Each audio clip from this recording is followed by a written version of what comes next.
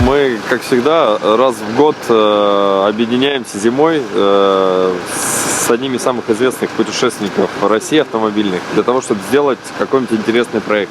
На этот раз мы решили не просто проехать до Арктики по каким-то интересным местам, а доехать до самой восточной точки, до мыса Дежнева, самой восточной точки Евразийского континента. Еще ни одной российской экспедиции этого не удавалось. Были попытки иностранные, доезжали, но своим ходом никто оттуда не возвращался. Поэтому наша задача не просто доехать до мыса Дежнева, до Елена и Анадыря, а попытаться выбраться оттуда. И, соответственно, мы хотим стартовать у Елена, с мыса Дежнева на обратном пути, проехать 24 региона России, 10 стран Европы и финишировать на западе в Лиссабоне. Решили ничего не придумывать. Есть огромное количество умельцев, которые делают неплохо тюнинг, но в нашем случае нужно, чтобы тюнинг был проверенный. Потому что самый массовый тюнинг, который есть для Toyota, это Arctic Trax. Обратились в Arctic Trax Russia, Красноярск. Ребята для нас на заказ сделали автомобили на 38-х колесах.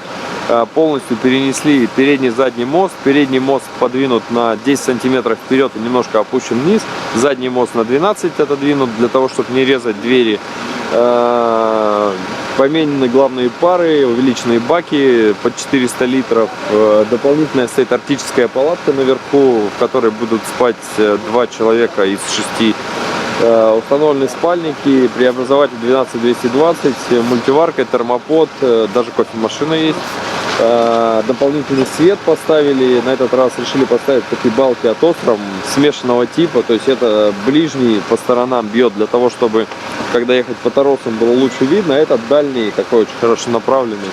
Вот, стоит подогреватель предпусковой Эбершпехер, подогреватель салонный и подогреватель палатки. Все поставили от Эбершпехера. Рации, спутниковые телефоны, трекеры, наверное, ну и защита на заказ тоже была сделана, которая полностью повторяет всю геометрию кузова. Если посмотреть сюда под машину, то от самого начала до самого конца просто ровное дно. И бак является тоже частью защиты. Бак сделан так, что кардан, когда уходит в мост, проходит прям как бы между баком. Вот. Ну, наверное, это все. И все попытались сделать меньше изменений, но у людей, которые их делают практически на конвейере. Да, Богдан, а вопрос по палатке, она как-то отапливается? Да, у нее, то есть в салоне стоит отдельный фен для этой палатки. Мы хотели ее оставить на улицу, но как бы в метель, на ветру не очень. Вот, поэтому оставили его в салоне.